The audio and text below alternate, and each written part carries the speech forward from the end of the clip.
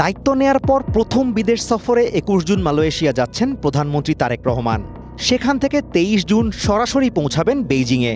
ভারতের আগে এই দুই দেশকে বেছে নেওয়াকে নিছক কোনো কূটনৈতিক উপেক্ষা নয়, বরং বাংলাদেশ ফার্স্ট নীতির অংশ হিসেবেই দেখছে ঢাকা। এমনটাই দাবি সাউথ চায়না মর্নিং পোস্টের। প্রতিবেদনে বলা হয়েছে, মালয়েশিয়া সফরে গুরুত্ব পাচ্ছে প্রায় ৮ লাখ প্রবাসী শ্রমিকের কল্যাণ ও ঝুলে থাকা শ্রমবাজার পুনর্গঠনের বিষয় দুটি। এছাড়া দক্ষিণ পূর্ব এশিয়া জোট আসিয়ানের সেক্টরাল ডায়ালগ পার্টনার হওয়ার লক্ষ্য রয়েছে বাংলাদেশের। ভবিষ্যৎ হোক নিরাপদ, বিনিয়োগ হোক বিশ্বস্ত, আর আমার পছন্দ সল্ট বে।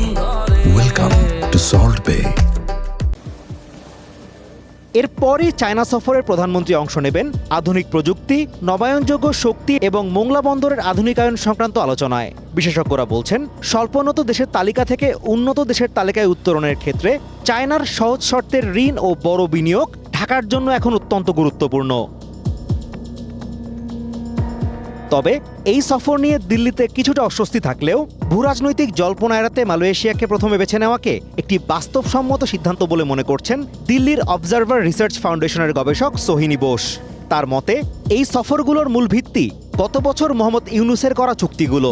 তবে তিনি মনে করিয়ে দেন, বৈশ্বিক জ্বালানি সংকটে বাংলাদেশ ডিজেলের জন্য দিল্লির দ্বারস্থ হয়েছিল। ফলে দুই পক্ষই বোঝে ঢাকা দিল্লি সম্পর্ক পুনর্গঠন করা কতটা জরুরি। বিশ্লেষকরা বলছেন, মূলত অভ্যন্তরীণ পরিস্থিতি স্বাভাবিক হওয়ার বার্তা দেওয়া এবং ভারত চায়না বলয়ের বাইরে নিজস্ব শক্তির প্রদর্শনের মাধ্যমেই এই ত্রিদেশীয় ভারসাম্য রক্ষার চেষ্টা করছে Dhaka. Azimur Rashid Kanak, one international desk.